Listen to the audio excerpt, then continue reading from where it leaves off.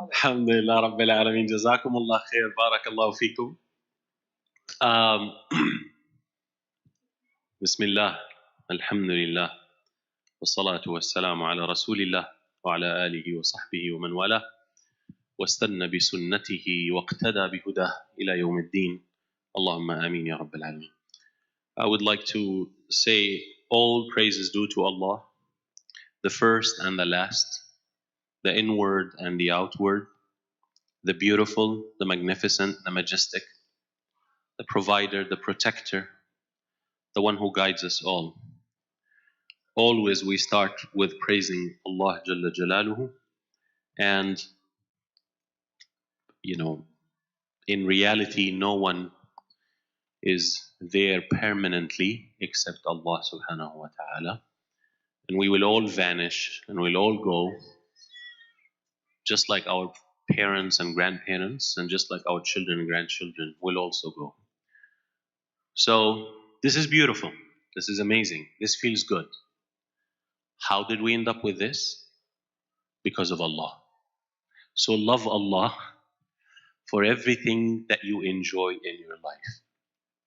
And these things that you don't enjoy, the source of pain, ask Allah subhanahu wa ta'ala to give you meaning for that pain, to give you patience to deal with that pain and consistency, to give you reward so that pain is gone for nothing, it's rewarded. And at that point, that pain will become a joy. Right? So, brothers and sisters, we want to remember Allah and fill our hearts with remembrance of Allah and say, thank you, Allah, thank you, Allah, thank you for everything. And thank you for the greatest ni'mah, which is the ni'mah of Islam, that is helping us to be positive and to be productive and to have a purpose and to have a meaning. We also thank you, Ya Allah, and we drive from your love, the love of the Prophet sallallahu alaihi wasallam. And this is what the Prophet said: love Allah because of his blessings on you. Love me for the love of Allah. Right? So who sent us Prophet Muhammad sallallahu alaihi wasallam? Allah.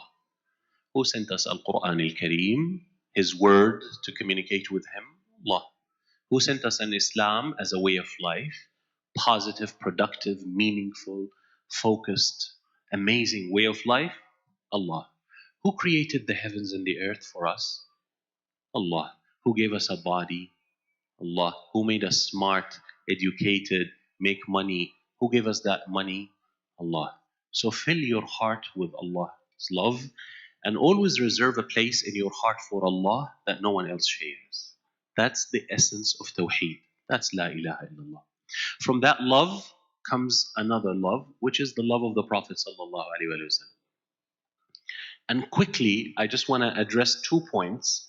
I see a lot of young people here, alhamdulillah, and the way I understand the meaning of the word young, anyone who's ready to change, to become a better person, fast, quick, with agility, is young. Who's young? The one who's willing to change, excited to change, want to become better. You're young, even if you're 60 or 80. Barakallahu feek. Very good news, huh? Who's old? The one who said, this is the way I am, take it or leave it, I don't change. By Allah, you're old, even if you're 16 or 18. You know why we call old people old? Because they don't change. They're set in their own ways. Do you know what we have today? Old people, young, and young people. Old, so get out of it. I look in your faces, I'm sorry. I see our old aunties and uncles, their faces, 0 wrinkles. I look at the young, 16, 1,000 wrinkles. What's wrong? Change, right? It starts from here. So I say to all of us, inshallah, let's approach this and, understand that the idea of a role model. I see the young people sometimes don't relate. Maybe we were lucky, we saw our parents, we grew up in a Muslim country. The Prophet, we are in love, we cry, and our youngsters looking at us and they're not getting it. I'm going to, inshallah, help you to get it. What do you like? Do you like basketball? It's natural for us human beings to have role models. You never played basketball in your life. You see someone who plays basketball very well, you say, oh my God, I want to be like him. He becomes your role model. Or you already like basketball, and then you look at someone who plays basketball very well, you say, I want to become like him. Who do you like? Stephen Curry? Kobe Bryant?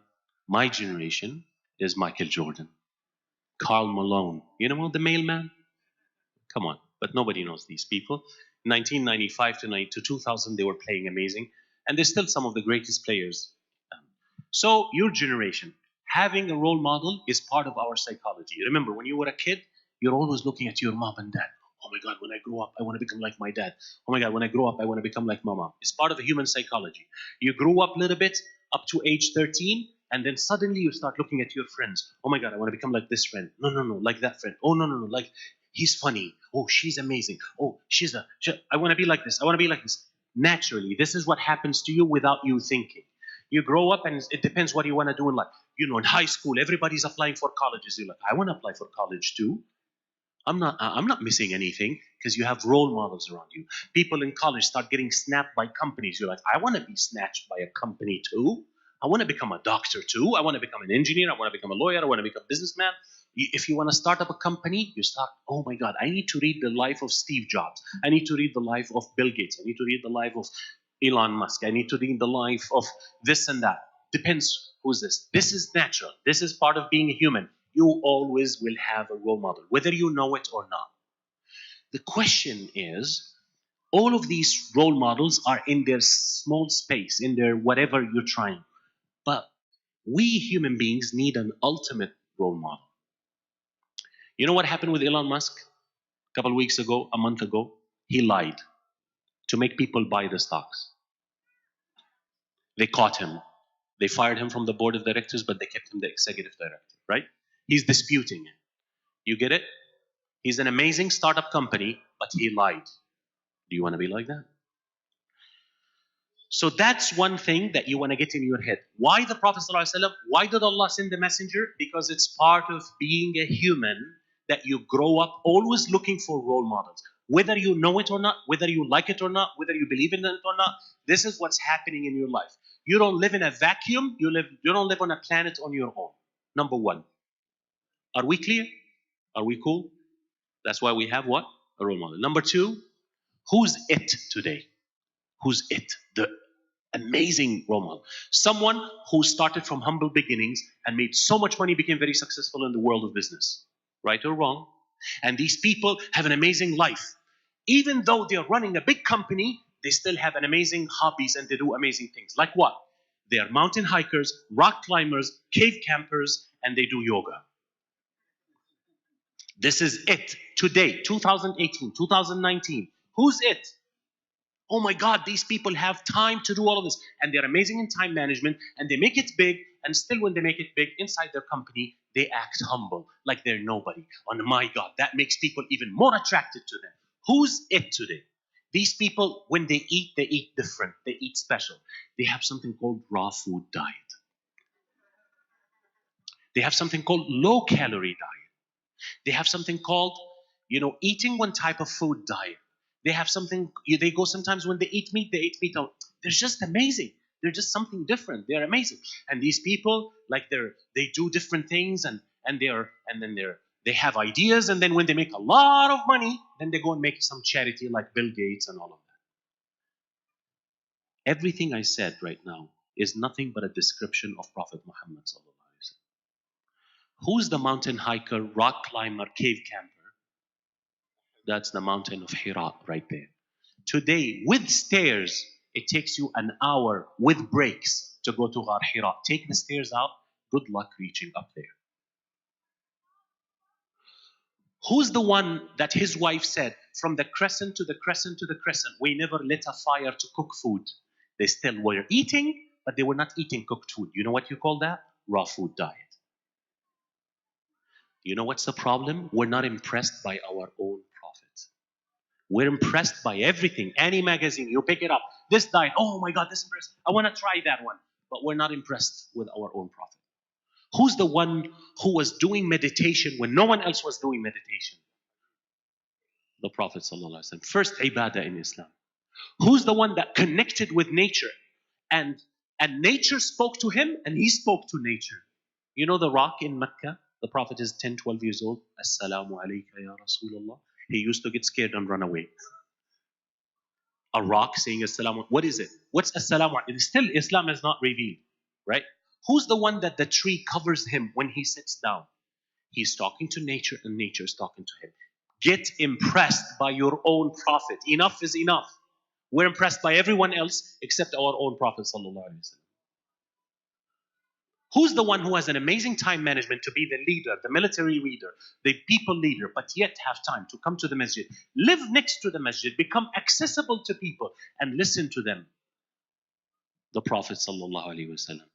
Before he gives khutbah al-Jum'ah, someone comes and says, I want to talk to you, Rasulullah. He stops the khutbah, he sits down, he talks to the man. Before he leads Salat al-Isha, someone comes and says, Ya Rasulullah, I want to talk to you. He takes him back, he speaks to him until midnight while people are waiting. They sat down, they were waiting. They will never rush the Prophet. They were looking, then they sat down. Then they were looking, then they sat down, and then they fell asleep. And then they woke up. And then the Prophet led Salat al-Isha. Who has time to talk to the old and to the young? Who was always humble and stayed humble? And he told people, don't treat me like people treat their kings. I am not a king. I am Allah's servant and slave and prophet and a messenger. Do not stand up to me. When I find an open place, let me sit in the open place, right? Yes, sometimes people stood up to him and that happened, but he didn't want it to become a habit. Yes, he allowed people to kiss his hand and kiss his feet. When he was coming back from Ta'if, Addas, he kissed the hand of the Prophet and went down to his feet and kissed it. But he did not make that all the time, all the time, all the time, all the time. He wanted to teach people, I'm one of you and you are of me. But I am the messenger of Allah and I'm here as a rahmah for you. So who stayed humble to the last moment? That's the Prophet ﷺ. So be impressed with your own role model, because whatever is it today, who started with being a shepherd from humble beginnings and he became a businessman and made a lot of money. And here is where I want to start my topic here. He was called As-Sadiqul Amin, the truthful, the honest, and the trustworthy. They gave me the part, the truthful and the honest. Let me tell you something. Let's get this clear. If there was another one or two or three or four or five people in the market that were also truthful and trustworthy, they would have not called the Prophet that.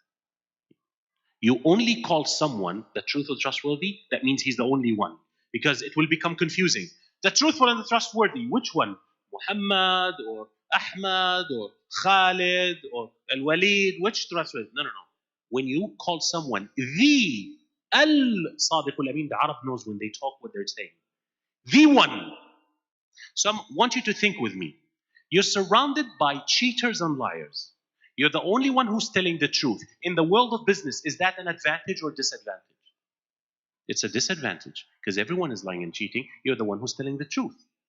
Now, I want you to think with me and get impressed. How smart does the Prophet have to be to double, triple, and quadruple the Prophet for Khadija while he's a Sadiqul Amin in the middle of liars? Amazing businessman. Amazing businessman. Amazing businessman. The problem is we're not impressed. And everything else impresses us. So we want to come back to our roots and we want to be impressed. So As-Sadiq al-Amin. I was like looking, subhanallah. Today is the time for me, I, myself, individuality, this and that. Islam and the prophets and the messengers is anything but selfishness and individuality.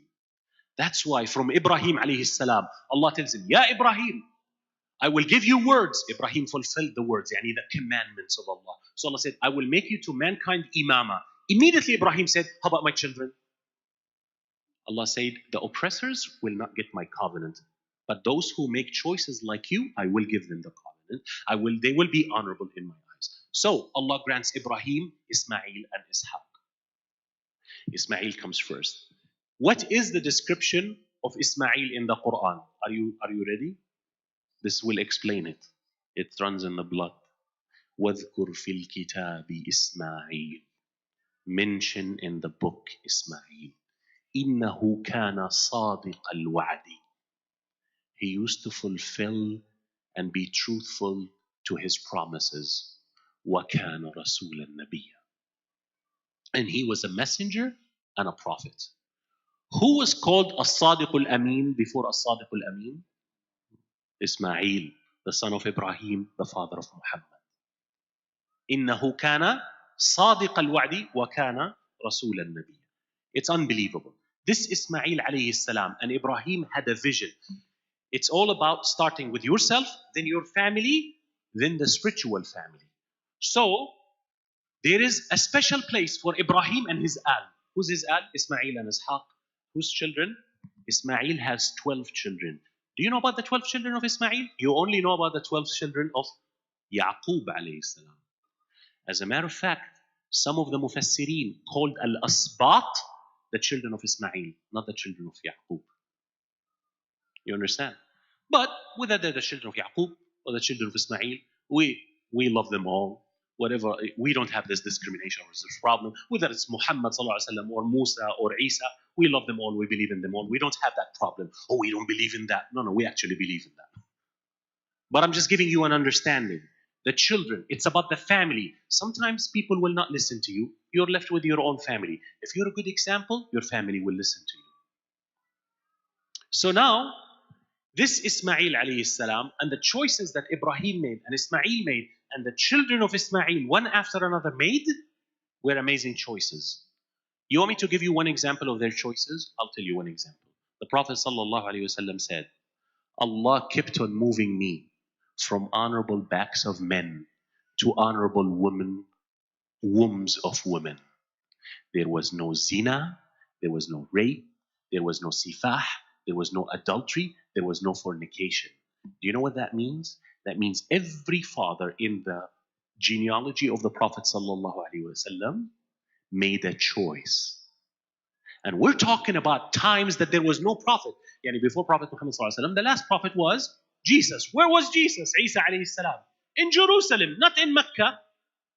The last prophet that came to these people, they say the Anbiya of the Arab are 5.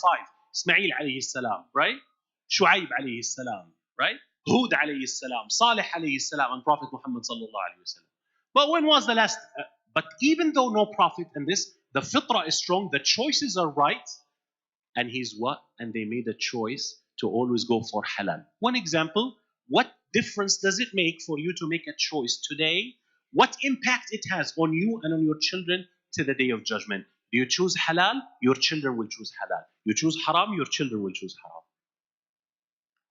And in a sense, we're so honored and so honored. Do you know what Allah called us? Allah called us the children of Ibrahim. Do you know what Allah called Ibrahim? Your father. Is Ibrahim your father? He's not your biological father, but he's your spiritual father. Millata abikum Ibrahim. This deen is the millah, the way of life, the conviction of your father Ibrahim. And this Ibrahim, huwa sammakum al-muslimin min qabl. He's the one who named you Muslims. Look, Ibrahim is thinking of those who? You and I, the Muslims. The Muslims are thinking of who? Ibrahim. What's the gap? Only a few thousand years. Only 4,000 or 5,000 years. That's. And from Jesus, 2,000. Jesus above, probably 6,000 years, the gap between us and Ibrahim. But the connection is strong as if it is your father. Your father, that's Ibrahim. So Allah Azza wa Jal gave the children of Ibrahim special honor, the children of Muhammad special honor, but Allah, after giving Alul Bayt their special honor, the blood of the Prophet Allah said, now there is the Alul Bayt in blood, and then there is the followers and the Ummah, and they are the family, and Ibrahim is your father, Ismail is your father, Muhammad is your father, so be proud and be impressed. As-Sadiq. People take the honest.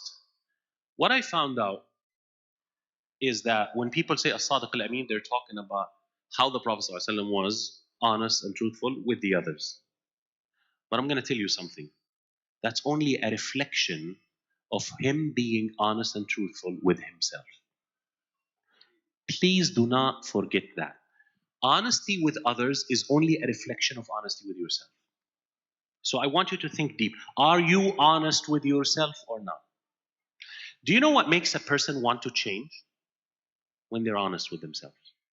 Do you know what makes a person doesn't want to change? When they think they're perfect. Do you know what's the mother of all honesty? La ilaha illallah. Do you know what you're saying? You're saying, I'm not God. But you say, Sheikh, I never said I am God. Yeah, you never said it like that. But let me tell you something. One, you think you are in control, and when things don't go your way, you go upset. You think you're God, but you don't say I am God. You have expectations from life, and expectations from people, and expectations from God. And when God and people and life does not fulfill your expectations, you go mad and upset. You never said I'm God, but you act like one. You say, I am perfect. He has a problem, she has a problem, and he has a problem, he has a problem, he has a problem, but I have no problem. Who's perfect? Allah. You're fallible. You're not infallible. You're a sinner. كل بني آدم خطاء. So we, the mother of all honesty, is La ilaha illallah. I am not God. Allah is God, and I am His abd. So if I am not God, and I'm a human, and I make mistakes, then now what's next? What's next is to be honest with myself. Where do I need to change? What's wrong with me? How can I transform? Brothers and sisters, Islam came to make that transformation. This sidq, to be honest with yourself. Do you know what happens to people? Allah warned us in the Quran, and it's the most scary thing to me, at least. It's very scary. It's when between you and yourself, there is a veil, and between you and yourself, you're lying to yourself. You say nobody can lie to himself. Yes, you can lie to yourself. And yes, you can believe your own lies. Do you know when Allah made the longest qasam in the Quran? والشمس وضحاها والقمر إذا تلاها والنهار إذا جلاها والليل إذا يغشاها والسماء وما بناها والأرض وما طحاها ونفس وما سواها. Longest qasam in the Quran, only Allah to talk about your nafs. And Allah said, people, the way they deal with their nafs is one of two ways. Either they find what's wrong and they start washing and cleaning, and that's called honesty. Or, very interesting word that Allah used, or people hide themselves. وَقَدْ خَابَ مَنْ. Well, why hide? It mind-boggling. Why hide? Do you know what? Why hide? Because the mother of all problems, the opposite of tazkiyah is you looking at your heart and say, there's nothing wrong with me, there's nothing. There's nothing wrong with me. No, I'm okay, I'm okay. She's wrong, he's wrong.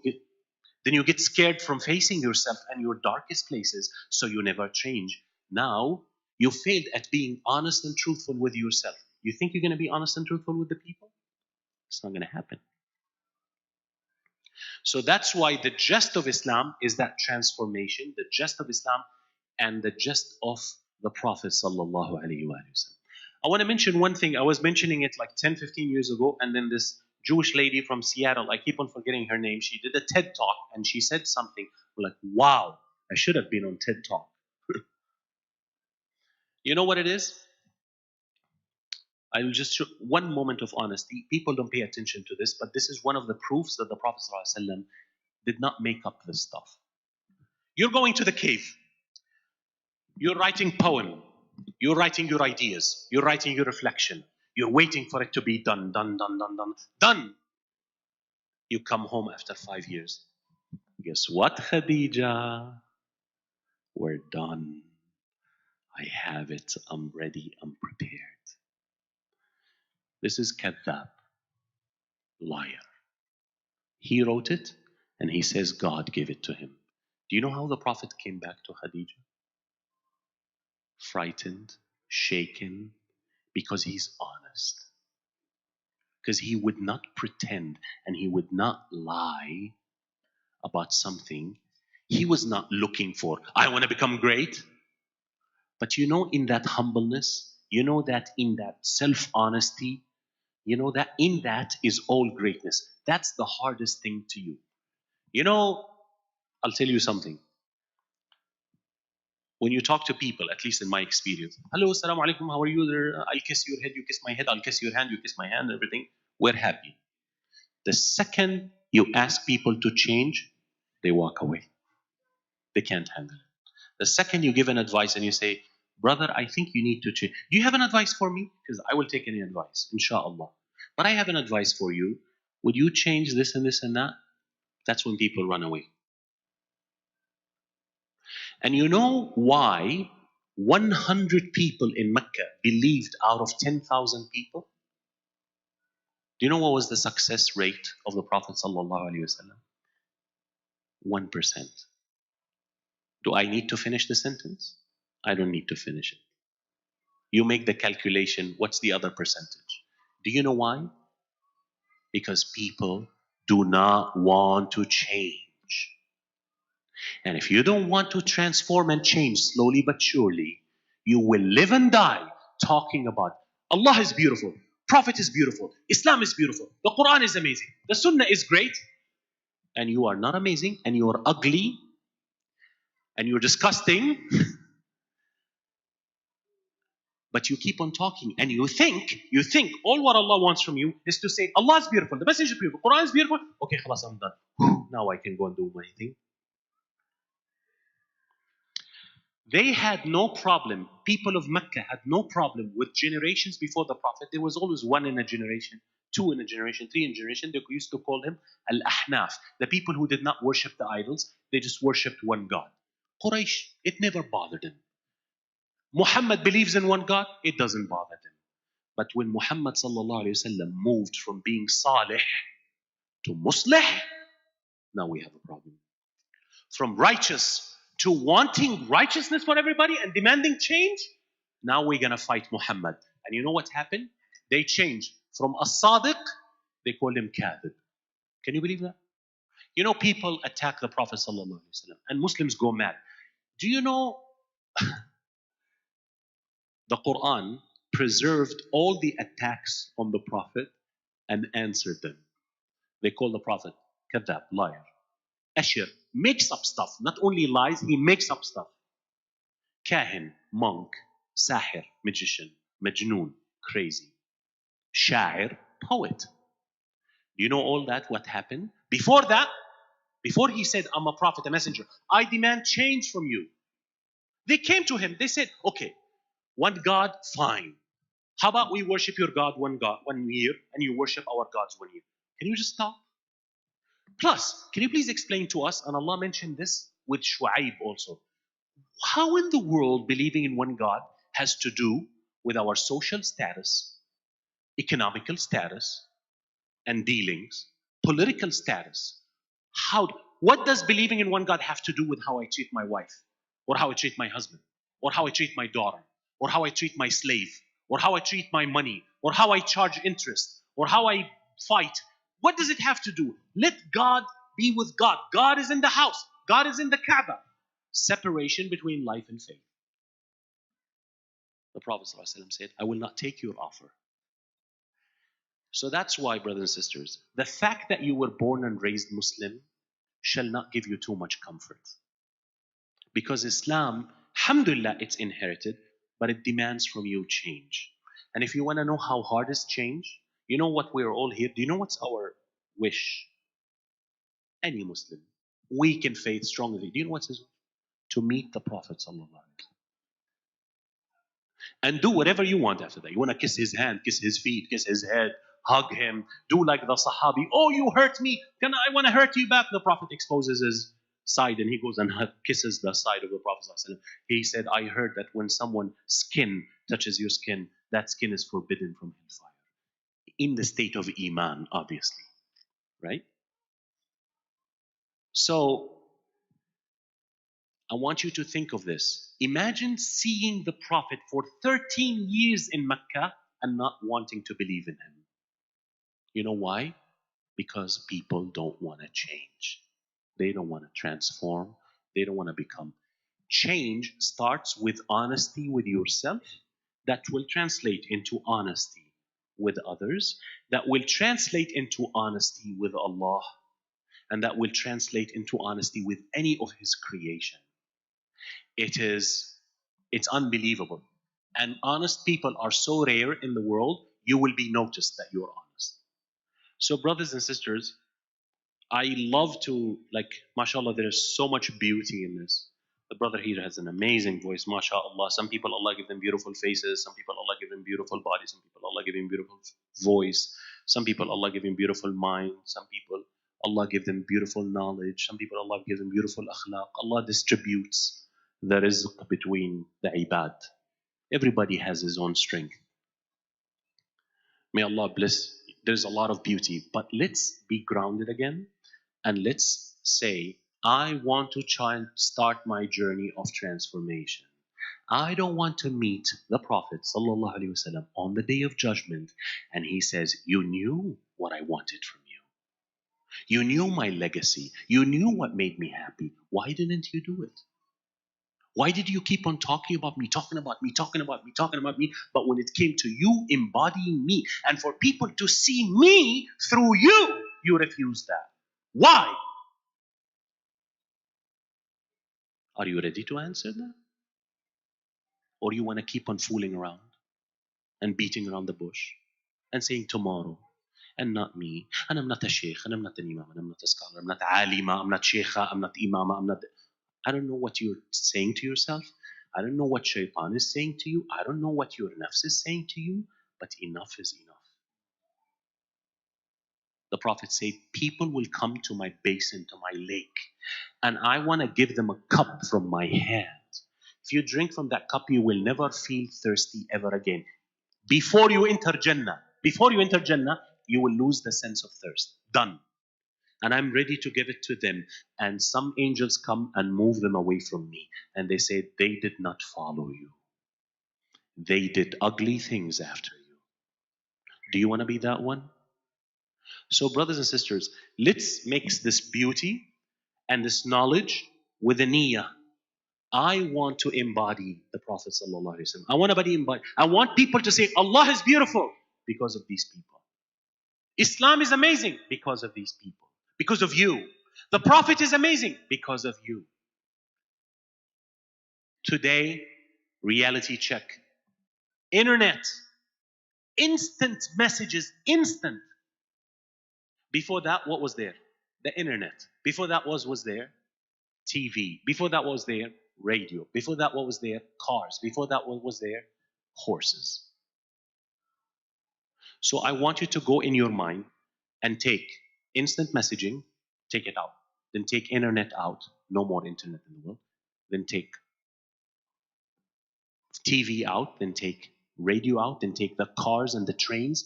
And before the Industrial Revolution, we're ending up with what? With horses. Islam spread in 30 years from the day the Prophet died, sallallahu alaihi wasallam, reached from China to Morocco. You know, brothers here, Indians, Pakistanis, Chinese. Do you know that your grandparents entered Islam and they had absolutely no clue what the Sahaba were talking about? Because they didn't speak their language. They just looked at them and they were so impressed. Not by their lectures. They didn't even speak Arabic. But they were impressed, completely taken, that your grandparents became Muslim because of that. Now, put back everything else. With instant messaging, we cannot do 1% of what these people did without internet, without airplanes, without TV, without all of this. We keep on posting on YouTube. We keep on doing. The world will change. The world will change when a few people will decide to change. Then Allah will make it roll. You understand? So, brothers and sisters, there's so many angles to As-Sadiq Al-Amin. I want to be mindful of the time of the other speakers. Barakallahu feekum. And be mindful. Allah yazikum khair. Barakallahu feekum. But look at this. Consider this. We are at the time of self-change, self-motivation. Change yourself. Just, subhanallah. You are at a time where everyone demanding change from you to become better at your company, better at making money, better at this, better as a husband, better. And people will pay $6,000 plus the tickets to go to Fiji to meet, what's the name of the guy? Who has in Fiji? Tony Robbins. $6,000 one weekend plus airfare to meet Tony Robbins, to sit with him for 1 week so that he tells them what? Believe in yourself. I'll charge you 600 for free, for free. And what we're saying, believe in Allah, make your intention. You can do it. You can do it. You were made to do it. You have mind, heart, soul, nafs, body. You were made to do it. You are qualified to do it. This stuff is easy for you. Allah will never burden you with something that you cannot bear. But you keep on selling yourself. I cannot do it. I cannot change. Shaitan keeps on telling you, later, later, later. People tell you, come on, man. Khalas, tonight, you don't, tomorrow you change. Let's have a party right now. And between bad friends and bad nafs and bad shaitan and bad temptation of life, day after day passes and nothing is happening. So I believe our masajid are open for transformation. And I want to end with this. Alhamdulillah, I like this. We're all together, this and that. Talk, have good friends, transform. Because the greatest teacher ever lived was Prophet Muhammad sallallahu alaihi wasallam. The greatest students were Alu Baytihi al-Athhar and the Sahaba al-Kiram, Ridwanullah. But yet, we don't refer to them as the great teacher and the great students. We don't refer to them like that. It's very interesting. We refer to them as the messenger of Allah. This is the messenger of Allah and his companions and his friendships. Do you know what's the method of learning? Don't overwhelm yourself. Find the companion, find the teacher, find someone, find the janitor, because Allah sometimes teaches you from where you do not expect teaching. Humble yourself, learn from squirrels, learn from trees, learn from stuff around you that Allah created, and step by step, slowly but surely, become a friend of a cat, become a friend of a tree, become a friend of the Quran, become a friend of the Prophet, become a friend of Allah. It's unbelievable. Islam sets the stage, you are Abdullah. Once you get that straight in your head, Allah says, I am your sahib. I never heard that. Where do you get this stuff, Shaykh, from? I'll tell you where I get it. I got it from the dua of the Prophet ﷺ. When you travel, do you know what you say? Allahumma anta sahibu fi safar. Ya Allah, you are my sahib in my traveling. You want a relationship with Allah? Today people impress us. Muslims are leaving Islam. It's not a religion, it's a relationship. Whoa. No, it's a religion and a relationship. Both. You understand? Allah is your sahib, Quran is your sahib. The Prophet ﷺ said, اقرأوا القرآن فإنه يأتي اليوم القيامة شفيعا لأصحابه. Read Quran, for the Quran comes as and intercedes on your behalf for his friends. Become the friend of the Quran. Become the friend of the Prophet ﷺ. It's not too late. We are his friends and his ahbab, as you know. So, but start your journey. The journey starts with, are you honest with yourself? Are you truthful with yourself? Or you think you are Mr. or Mrs. Perfect? Or you think there is nothing wrong with you? Or you think you don't need change? Or you think it's all right? It doesn't work like that. And that honesty will translate in your economics, in your decisions, in your family, with everyone else. And the king of Hercules was very smart. He called Abu Sufyan. Abu Sufyan was not a Muslim at that time. He told him, stand behind him. And if he lies, tell me. Did this man, before he say he's the messenger of God, did he lie? Did he lie? They said no. Abu Sufyan said no, he didn't lie. We used to call him the truthful, the trustworthy. He looked at him and he said, do you think someone will not lie to people, but will lie to God? Kings, they have some brains, right? They have some politics. They know where's the ins and outs of things. So, please, are you excited about changing? Are you excited? They fed you dinner, for God's sake. You have 1,000 calories over what you need. Are you excited about becoming sadiq with yourself? Do you want to change? Ya Allah, help us to change, Ya Rabbal Alameen. Make better people out of ourselves, Ya Rabbal Alameen. Make us leaders to ourselves, Ya Rabbal Alameen. Make us followers of your Prophet Sallallahu Alaihi Wasallam. Make us a copy of him, Ya Rabbal Alameen. Make us from the people who honor your name, honor the name of your messenger, and honor the name of your deen. Ya Allah, every day make us better people, Ya Rabbal Alameen. And instill in us your love, the love of your messenger, the love of Ahlul Baytihi al-Athhar, and the love of his companions, and the love of the people who follow him to the last day. Ameen ya Rabbal Alameen. I'm about to collapse from tiredness. Jazakumullah khair. Barakallah feekum. And again, I feel this, I'm not disrespecting anyone, but please allow me to go and rest. Allah yazzika khair. Barakallah feekum. So inshallah. Assalamu alaikum wa rahmatullahi. Allahu Akbar. Allahu Akbar.